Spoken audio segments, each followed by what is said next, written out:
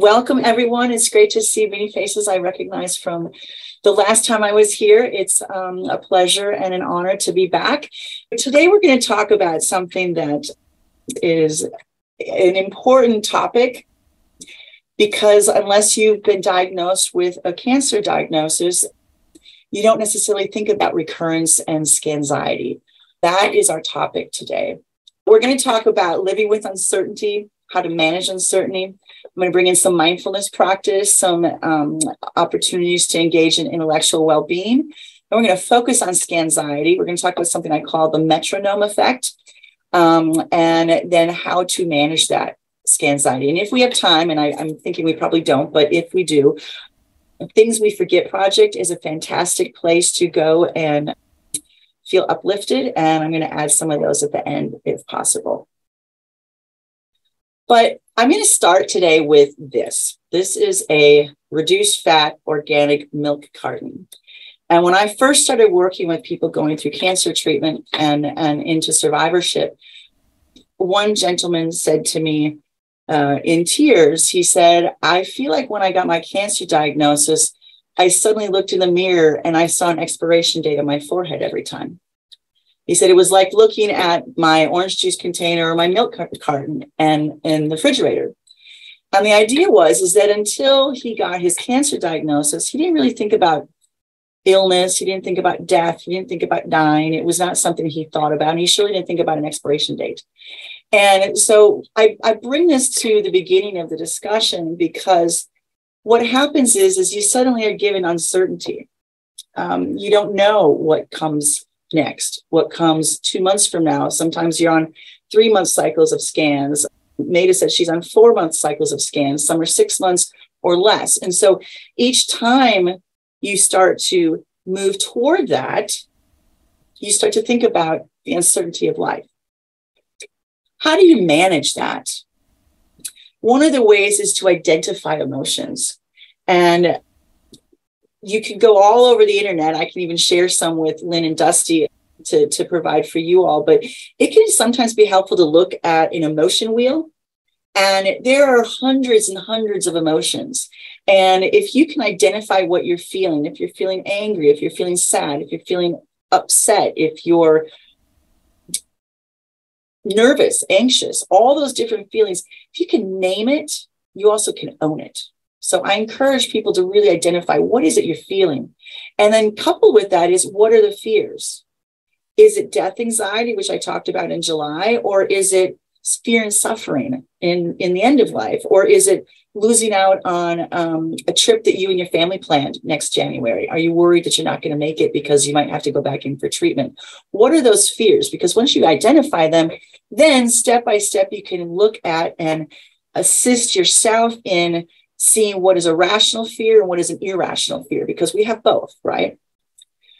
Another way that you can manage the uncertainty is to regain some sense of control. As a cancer survivor, your life has been taken over by medical appointments, by scans, by lab results, by tests, by all these kinds of things that really have nothing to do with self-control, self-efficacy. And so I always encourage people to think about what is it in my life I do have control over. I can drink chamomile tea at night before I go to bed so I can settle down and practice good sleep hygiene. I can eat all my vegetables and all of my fruit every day. I can reduce my meat intake. I can drink water, stay hydrated. What are the types of healthy choices that you can make so you feel like you're taking charge of life again? That can include exercise. It can include mindfulness. It can include intellectual stimulation, which we're going to talk about in a second. And then the one that you all do already is join a support group. There is so much data and so much research on how important it is for people going through cancer treatments or caregivers caring for someone going through cancer treatments to have a support system. And that might be friends, that might be family, but it's also people who really truly understand what you're going through. And you all come here once a month because you can relate to each other. You have a language, you have an experiential discussion that no one else can talk to you about unless they've been where you've been. And I really support and appreciate Live Long for giving you this forum, because I can sense the camaraderie and the community that you all have when you come here monthly. You can also, if you feel that you could like to explore even further out than just support groups, you can engage in therapy. Most all comprehensive cancer centers have something like the cancer patient support program we have here at Atrium Health. But there's also people amongst the community who provide counseling services. So you can always look there as well. And finally, managing uncertainty is important to talk to your provider. Your provider is that person who can help you with what should you look out for? What should you pay attention to? When should I make a call? Who should I call?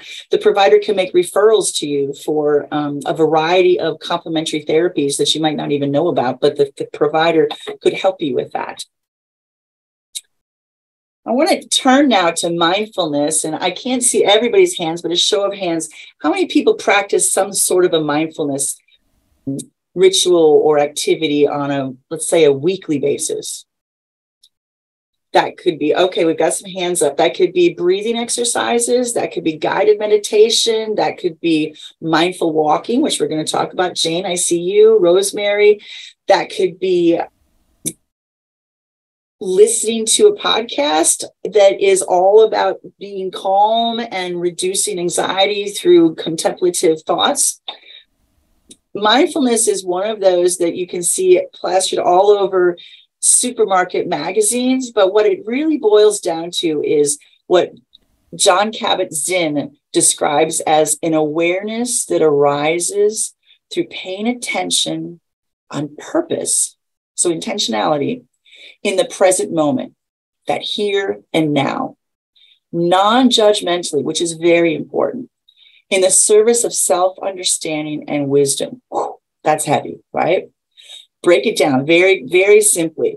You're not looking in the future. You're not looking in the past. You're living right now. You're not judging yourself. If you have fears, if you have anxieties, if you have anger, you're not going to judge yourself for having those emotions, because we're humans. We all have those kinds of emotions, right? They're healthy emotions. And as you're practicing mindfulness in this awareness of the present moment, it's to understand yourself better and to develop and foster wisdom about yourself and others in this human existence. So, benefits of mindfulness walking and the 5 senses walk. There are lots of benefits to mindfulness walking, and I'm going to walk you through a mindfulness practice in a second, but just throw some of these out. And I like to suggest to folks, this doesn't mean you need to practice for a half marathon or a 5K or even a 2K.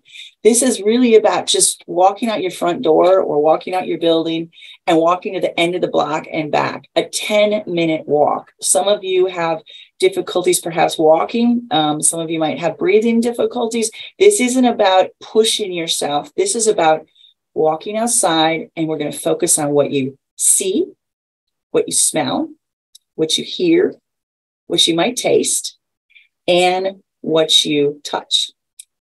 But before we do that, what happens when you engage in this type of mindfulness activity? It stimulates blood circulation and blood sugar levels even out. It reduces anxiety and depressive symptoms. So those anxious feelings you have that a scan is coming, or you have to go to labs, or you're waiting for a doctor's call, if you could step outside for 10 minutes and engage in mindfulness, your anxiety is going to drop. It improves overall well-being. We know that activities such as walking improves sleep. So if you have trouble sleeping, besides the chamomile tea and shutting down all blue screens before you go to sleep at night, try to get in a 5 or 10-minute walk after dinner. It also improves digestion. Some of the medications you might be taking create diarrhea or create constipation. Digestion is improved by walking. And then finally, which I really love about walking, is the strengthens connection to the environment and community. It's amazing what can happen if you walk out your front door or you walk out the front door of your building and you see a new plant that somebody potted, or you see a tomato ripening on someone's vine, or you see a robin flying with a worm, and it lightens the mood, and it's something you can feel gratitude toward. So 5 senses. I'm an animal person. I have 3 dogs who are my best buddies. And I want you to think about, and I want you to close your eyes, and I want to invite you to go on a walk with me. And I'm going to invite you to go on a walk in a big, bright field. It's a sunny day, but there's shadows and clouds, so you're not too warm. Perfect temperature. There's a slight breeze. And there's wispy grasses flowing back and forth to and fro in this little light breeze. And I want you to first focus on, what do you see? What do you see in this field? Are there any trees, birds? What are the shapes, the colors? What is it that you see in this beautiful space? And as you're looking around, you're paying attention to what you see, I want you to think about, what do you smell? It could be fresh grass cut. It could be close to a farm and you smell fresh manure. You can hear cows mooing. It might be fresh flowers. What is it you smell in this beautiful space? So as you're paying attention to what you see and what you hear, think about what you could taste. This is more difficult because you might not be able to taste something on your walks all the time, but you might see a ripe tomato, or you might be a place where there's wild blackberries. So there's something you can imagine tasting. And then open your ears to the sounds that are around you. Do you hear birds? Are they talking to each other? Are the winds strong enough that you can hear, like the Buddha did, the leaves shaking in the trees, keeping you present and alive? And finally, what do you touch? Are you walking on dirt? Are you walking on gravel? What does it feel like under your feet? Are you barefoot? Do you have shoes on? Are the grasses tall enough that you can feel your hands touching them? Or are they rubbing against your knees? So this is an exercise that you can do as I bring you back to the present. Slowly open your eyes. It's this type of engaging in your senses that you can do while you're walking outside, to the post box, to the mailbox, to the end of your driveway, to the end of the block. And as you're doing that, you're letting go of some of those tensions that might be arising when you're thinking about, I have a scan coming up. This is a mindfulness practice. Another thing that you can do to reduce some of the uncertainty and anxiety around pending scans is to engage in intellectual activities. We know that it invigorates the mind, increases your curiosity. Another hand raise. How many of you have read a book or even read an article in the paper or heard something on TV? And you're like, ooh, I wonder what that is. And you get into Google and you Google it. And then from there, you jump to another thing, to another thing, to another thing. That's invigorating your mind and that's increasing your curiosity, right? If you've ever read a book that talks about a famous painting, how many of you have ever looked up the painting to see what it looks like? And then you read about the artist and you're like, oh, well, I want to know what else she's done. And then you go to her page and you discover all these different things. So that's intellectual curiosity. That's intellectual stimulation. It looks like a lot of you are shaking your heads. Yes. Sometimes when you're going through chemotherapy or even radiation, you can have what's called chemo brain or radiation brain. So you get foggy, cognitive fogginess, short-term memory. When you engage in intellectual well-being, it can enhance memory power, recall, and concentration. So these are word games, puzzles, Sudoku, puzzle pieces, putting a puzzle together, right? All these kinds of things are stretching the plasticity of your brain and exercising like another muscle in your body. Intellectual well-being also enables you to be more productive and equipped to handle life challenges. And we all know that when you're going through treatment and even after treatment, getting back out on the other side can bring challenges to life. You've got medical paperwork to file. You've got bills to pay. You've got to file for disability, perhaps. You might have to go to the doctor every week for fluids, whatever that is that's going on with your life. Being able to be intellectually creative and curious can help you handle these life challenges much more easily. And finally, who doesn't need to have critical thinking skills when they're sitting down across the desk from their provider trying to make a decision? Do they want to go with this treatment? Do they want to go with that treatment? Or do they want to do this treatment? Intellectual, creative activity can help you better think critically and make decisions that come from your heart, but also from what your mind is helping you figure out. Okay, I've talked enough. I'm going to pause here.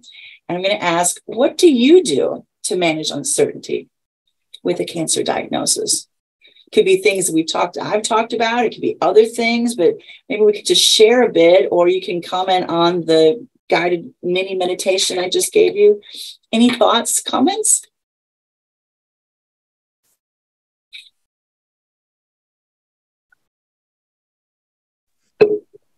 Maida? I will try to work some crossword puzzles just to try to get my mind off of it. I used to do a lot of handwork, making stuffed animals. I've gotten out of that since I was diagnosed, but I keep thinking I should get back into that because everyone loved my little stuffed animals. Oh, how adorable. Yeah, so crossword puzzles are a good one. Sewing, crafts, things that can keep your mind active, and it's something that's called getting into the flow. And intellectual work gets you into a flow, and suddenly everything else just kind of disappears and you're just focused right on the here and now. So I love that, Maida. Steve?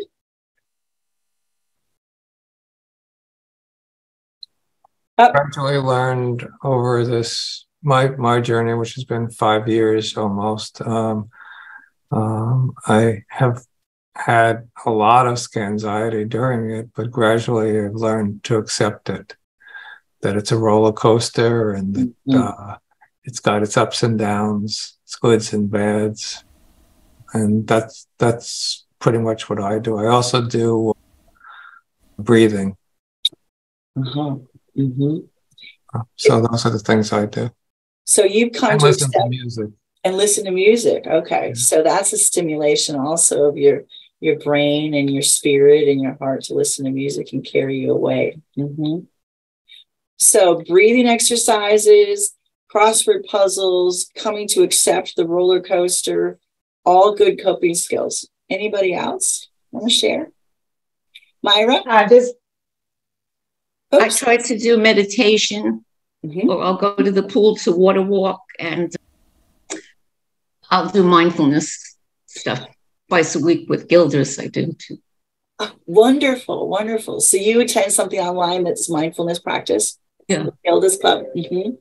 Right. And I water walk in the pool and look at the clouds. That's my go-to place. Yeah, it's lovely to look at clouds, right? Mind kind of creates images, bunnies, and some of the animals maybe made. Yeah. Anybody else want to share? Paula, were you going to say something?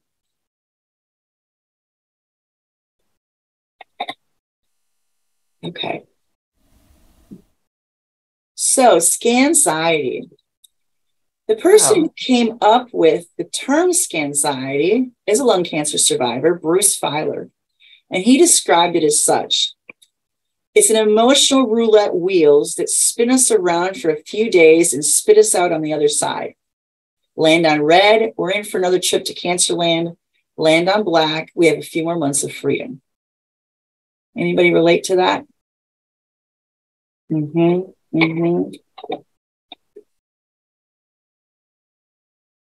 So why? Why do you have Scanxiety? What's going on when you've got Scanxiety?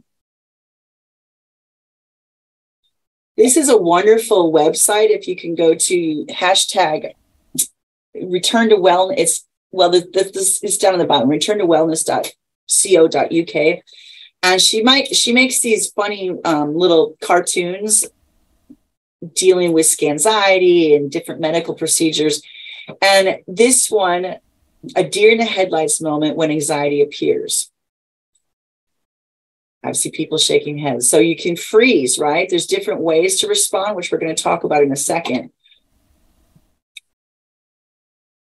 I like to call this the metronome effect. Anybody a musician here? Anybody remember what the metronome? So the metronome goes like this. It's like this. And then you've got maybe a month before your scans and it starts to go like this. And about 2 weeks and it goes like this. And then it's the day before and it's off the charts, right? And you can't stop it. And then you get the scans. You're kind of like this waiting for the results. You get the results and then you reset and you're back to just this normal rhythm. So if you can identify when the metronome kicks into high gear, how do you regulate that metronome to bring it back to something that's more like this, right? There's anxieties and triggers that we have as responses to, we respond to anxiety and triggers in different ways. We can all be a fighter, a flighter, a freezer, or a fawner, but when we were little and things were scary to us, or we had traumatic events, we learned how innately to respond to a crisis. So if you're a fighter, literally you could have clenched fists, your heart starts to beat fast. If it's with somebody, you might be argumentative. You might get teeth grinding, your jaws, and you're going to fight like the Dickens to get out of this threatening situation, right? You could also be somebody who flees. We used to say fight, flight, freeze, and now we have fawn. So if you freeze, you can't move. You're like the deer in the headlights. You want to hide. You want to run away. You might get restless legs, shallow breathing. You feel tense, trapped, or your eyes might widen, right? That's the freeze response. So when you are waiting for your doctor to call, or if you're one of those people who checks your scans on your My Chart, I always recommend not to do that, but I always suggest you wait till the doctor call you. You might flee. You might just completely like, I can't deal with this. And you might isolate from friends, from your loved ones, because you're just in that mode of, I can't do anything until I know what the results are, but I don't want to know what the results are. You might also freeze. You might be one of those people who you want to hide, but you also feel stuck. You can't move. And then your heart starts to pound. You're trembly or shaky. You can't talk. You might be sitting in front of your provider and she tells you something and you can't find the words to say it, what you need to say, which is why it's also important to bring somebody with you. So you've got another ears and eyes, and we'll talk about that in a second. You might refuse instructions. I have patients who have not gone to scans for 6 months when they were supposed to be every 3 months because they froze. They haven't been able to accept their disease. They haven't accepted their diagnosis. They haven't accepted that they have to do this. And they simply refuse to go to the scans. And then I get a referral. Can you talk to so-and-so and try to encourage him or her to come to the scan, right? So that might be something that you do. You avoid. Also, you might want to just be alone. It's better to be alone and not having people ask you, how did the scan go? That's something people complain about too, right? If you tell a lot of people that you're going for the scan, which you're hoping to get benefit from, have support, well, then you have to answer the question when everybody asks, how did the scan go? So I often suggest to keep just a very small, less than 5 fingers group of people who know that you're going for a scan, so you don't have to go back and tell everybody and have people ask you all the time. The last one is fawn. And this one is here, but I don't see this as much in my work with people going through cancer treatment, but it's the people pleaser. Say yes to everything. You might have lots of questions. You over apologize. You feel afraid and you need to be with people a lot, or you're afraid to say what you're thinking. Anybody recognize any of these 4 different states of anxiety or being triggered by? Maida, what about you? Which one do you find you recognized with? I probably fit into the fight because now aside from the fact that my brothers are useless, my sister and I, who have always been close, are not speaking. And I think just me getting closer to scans and losing my temper really easily. That's a good example. I'm sorry you're struggling with it, but that's exactly what we're talking about here. Yes. Thank you for sharing that. Steve? I guess I feel tense and sometimes shallow breathing. Mostly I just worry and think about what if it goes bad and what if it goes good. So those, I guess I'm mostly in the fright period of time. By the way, could you put into the chat the screen that you had a few screens ago with the link to that? Yes. Thank you. I'll also provide a deck of this, so anybody who wants a copy of this can have that too, but I'll put that in there too. Yes. Thanks. You're welcome. Jane? Mala? Yes.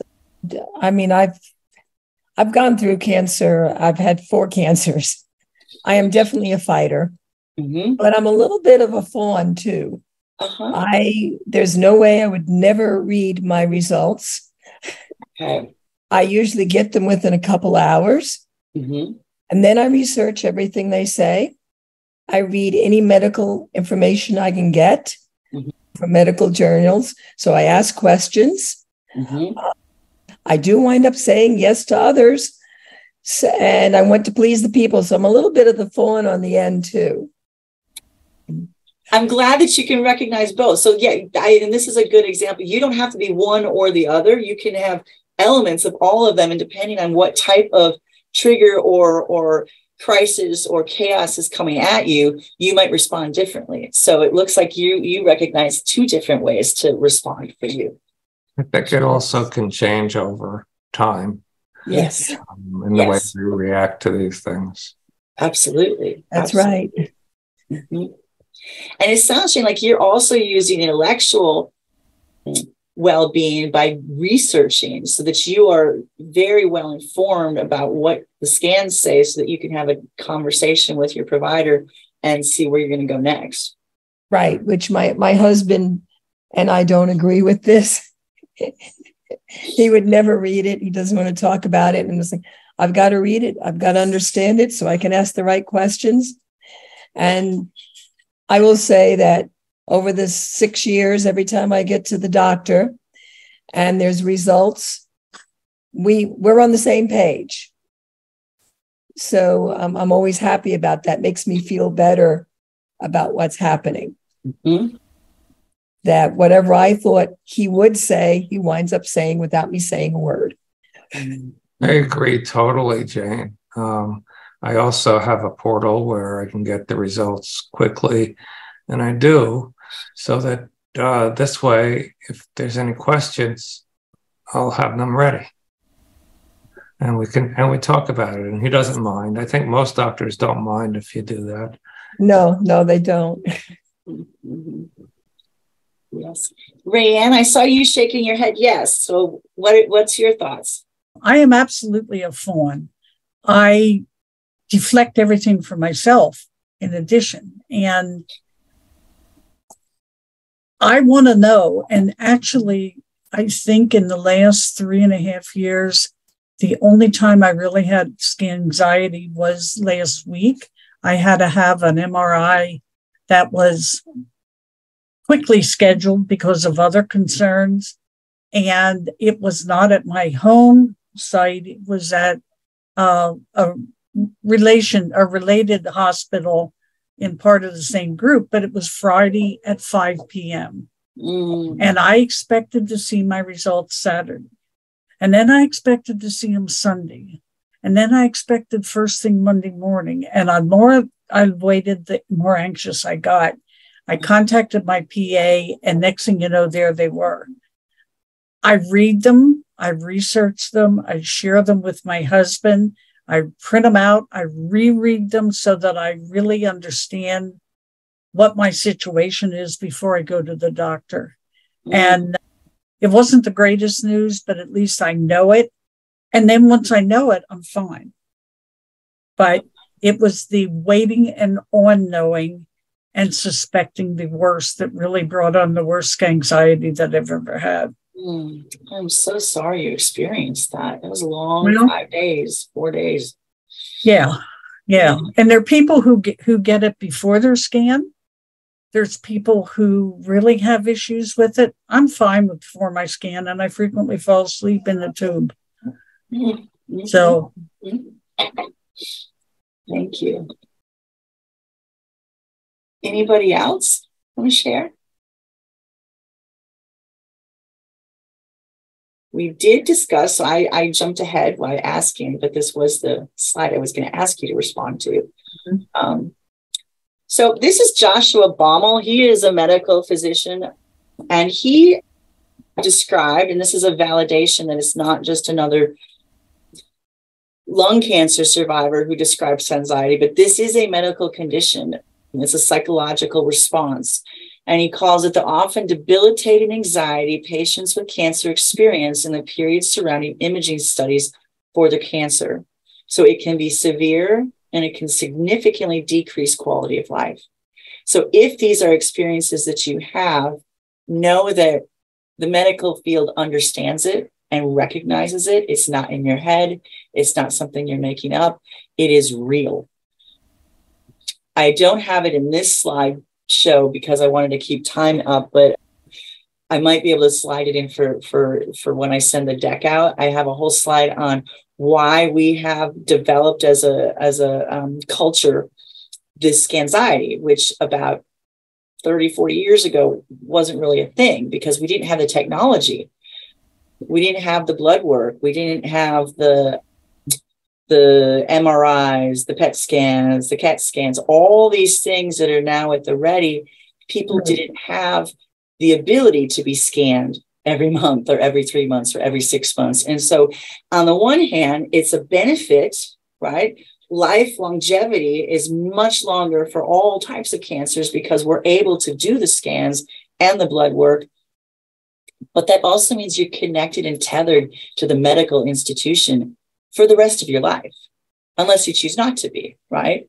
So there's benefits and there's pros and cons of having the technology, because when the technology wasn't here, you didn't go through the scans as often and you didn't have that anxiety. So this is a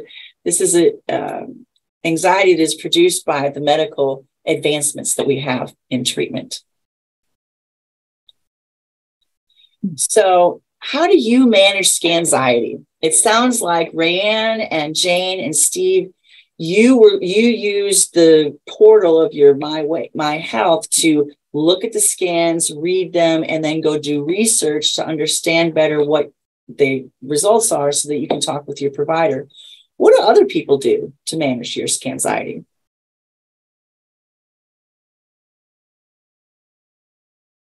And how does Scanxiety manifest for you? Anybody? Rayanne? I also eat. You what? I eat. You eat. I love eat it. Everything in sight. I eat. Okay. So comfort eating. Mm-hmm. And I get, let's see, what's the word I'm looking for? Bitchy. Bitchy. Is that Dusty? Uh-huh. Bitchy. Yes. Alyssa? I'm able to put it out of my mind and I'm fine when I go, and when I get it, it's when I'm home waiting for it to pop up in my portal that my heart really races and my anxiety really kicks in. Okay. I'm Dusty, except that it's not just at scan time. I'm kind of a bitch most of the time. I keep it to myself. I think I internalize it. You know, I don't want to lump it on my kids, and that's all who's really here. And I'm not going to talk about it with coworkers. And I don't, you know, we all have the same thing. So I don't even really vent on the lung cancer pages. So that part I just internalize. And it's just, you know, luckily, usually within a couple of days, it's uploaded on my portal.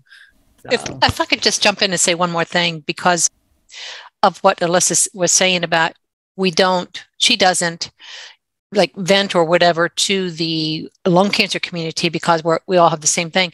And Alyssa, that's a very good point, especially those of us who are long-term survivors, where like everyone else is in much worse shape than us.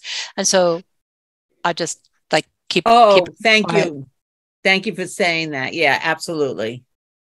I would say something kind of strange, I suppose, for me, but the morning of a scan, when I'm in the shower, I find myself doing something that I hardly ever do, which is talk to my dad, who hasn't been here for a long time.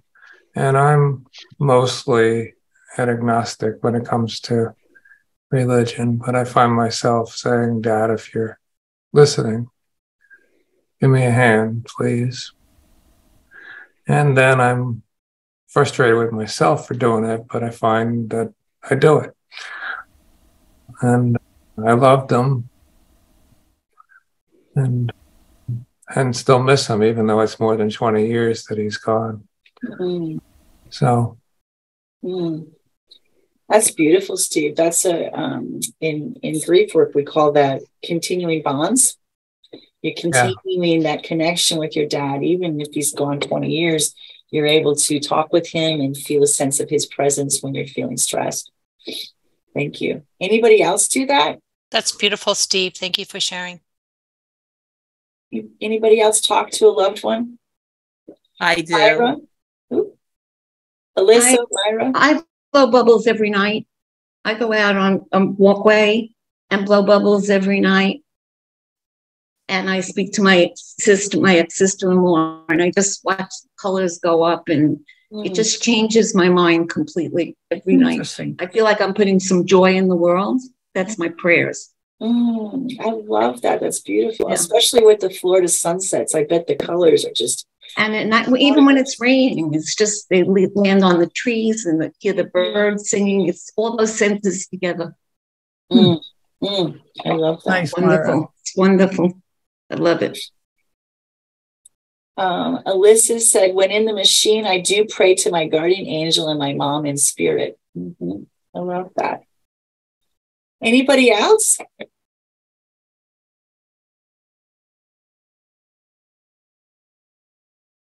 So I call this 4 paths of nourishing the self.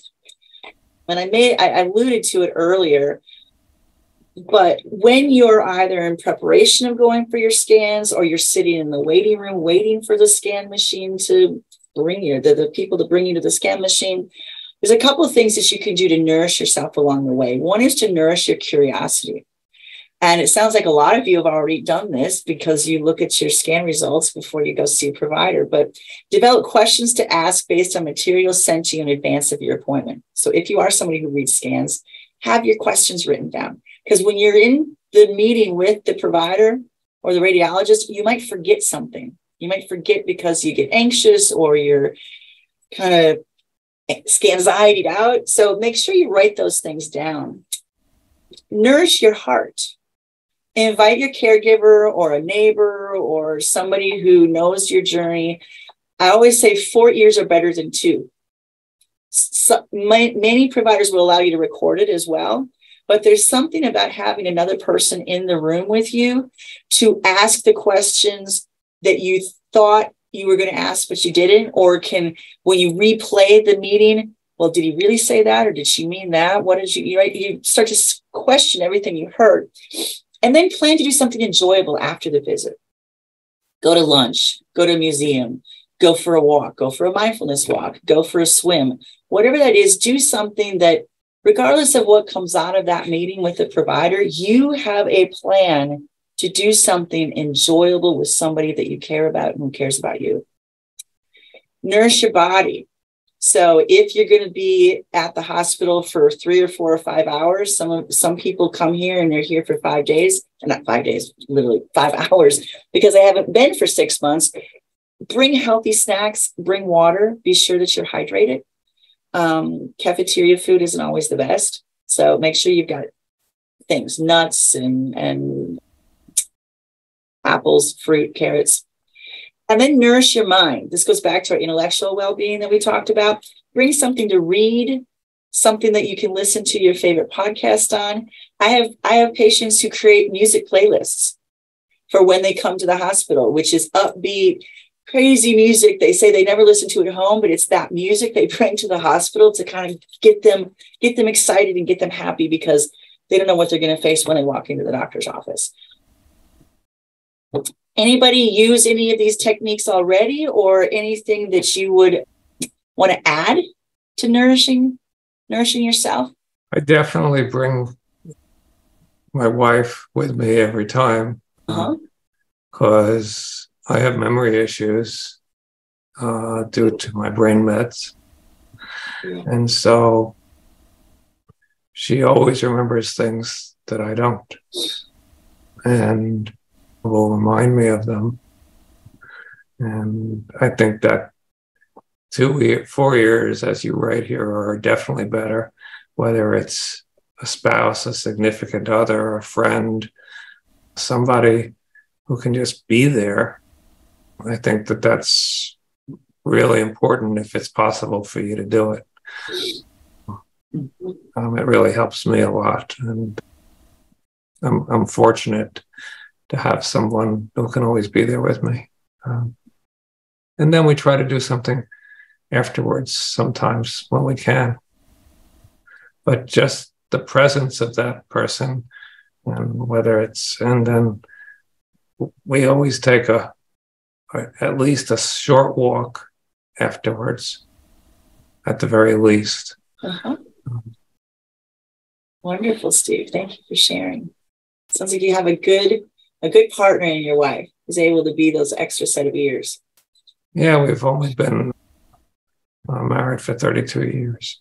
You probably complete each other's sentences at times.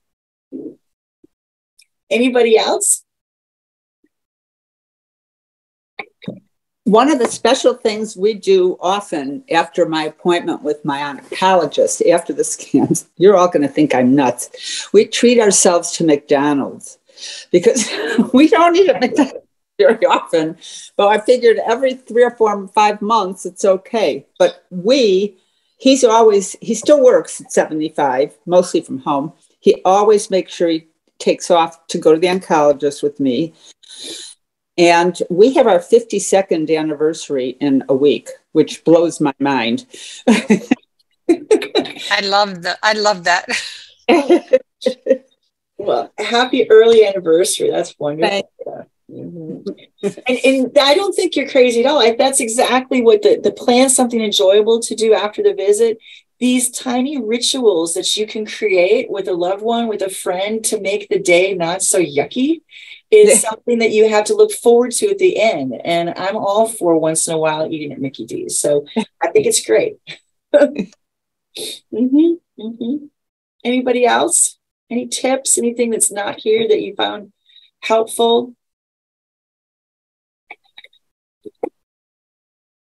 So I have the time, very barely, but I'm going to share with you because I think it's a wonderful project and you can Google it. So this came about around 2008 by a person, J.J. Penn. And the concept was to take Post-it notes like these and to write down things we forget, little reminders of what matters most. And what the person did is stick them all over. So on a bus seat, on a lamp post, in the refrigerator next to the water bottles. And so it was not ever knowing who would see them, but the act of putting beautiful thoughts out into the world. And it's a book now. You can buy the book on Amazon, which is a collection of all the different ones. You can also buy posters and lots of different things. But I pulled a few of them that I thought were particularly poignant for our discussion today. And one of them that he posted is take calculated risks. And what I thought was important for this one is to identify the pros and cons of a problem and then utilize those intellectual skills to make a decision that is right for you. And so At the other end of Scanxiety is the scan results, right? And if you sit across from your provider and you have a loved one with you and the doctor is laying out 2 or 3 different options of what's next, remind yourself that you are in charge of this rodeo. You are the one that has to make the decision. The doctor is not the one that lives your life. The doctor is not the one who comes in for treatment. The doctor is not the one who does anything but help you get through a treatment. So take the calculated risks, but always use your cognitive brain, this part of your brain, your executive functioning brain, to make a decision that's right for you.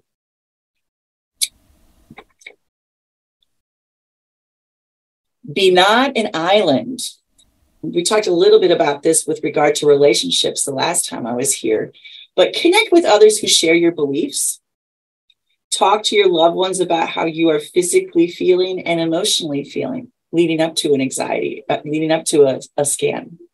As we talked about earlier, your loved ones might not know how much it's sitting in your belly or sitting on your chest or weighing on your neck or sitting on your shoulders. Our body holds in the stresses. And so you might have a lower backache a week before your scan. What's that? What is that? Why do I have digestive issues before my scans? Talk to your loved one and let them know this really stresses me. I have something called Scanxiety. It's a real thing. And that way, somebody was saying, I think Dusty said she was bitchy or Maida said she was grumpy. That way, if you do have expressions of emotional bitchiness, if you will, it's okay because they understand this is going to go away and you're going to go back to normal or some form of normal emotional regulation once you get over this hump. Make your day count. I talked about this in the last time I was here about Friedrich Nietzsche, who's a German philosopher, posed a question: how would you spend your day if you knew you had to repeat it perpetually forever and ever? What is the day that you would do and feel good about repeating every day? It's a practice in the here and now, not looking into the future, not having regrets in the past, but every day you wake up and think, this is the day I'm going to repeat the rest of my life if I have a chance. It's not always possible, but it's to keep that in mind, right? Remember, these are sticky notes. They plaster all over a city. So this is just a reminder when you're feeling down, is there something I could do to find gratitude in the day that'll get me through? It might be a bird. It might be a sunset. It might be blowing bubbles. It might be anything that can help you reduce some of this anxiety and try to make the day that you're living in now count and not get too forward into the future. Again, this comes back to the intellectual wellness topic we talked about earlier. Try something new. Can you imagine if you're walking in the grocery store and you go to grab a box of maple oatmeal and right next to it was this sticky note that said, try something new?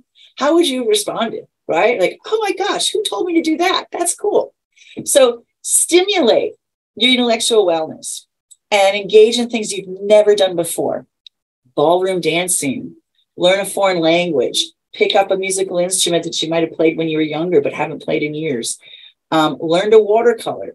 There are opportunities all over our communities. Here in Winston-Salem, we have Sawtooth, and then in Greensboro, there's the Hirsch Center, which offers art programming for people going through different types of health issues. Cancer is being one of those. Oh. Go and join some of those watercolor classes. Go and join some of the drawing and clay building, things that stimulate your brain. And if you're not from this region, Google and find out what's available. I know Memorial Sloan Kettering in New York City has lots of these kinds of things as well.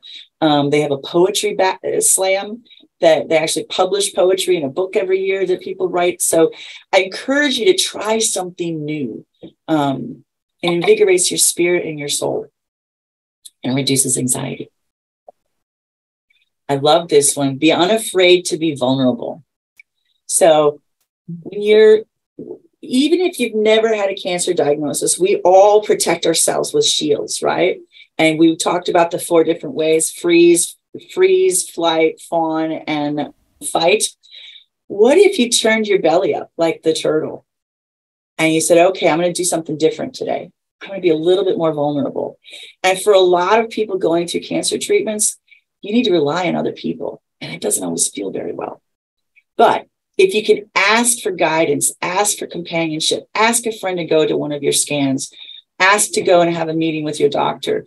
It can feel scary to be vulnerable, but it also really establishes connections and ties to another human being that can help carry you through the most difficult of times. So that is my presentation. These are my references, my contact. I'm so honored to be able to be here and to be here today too.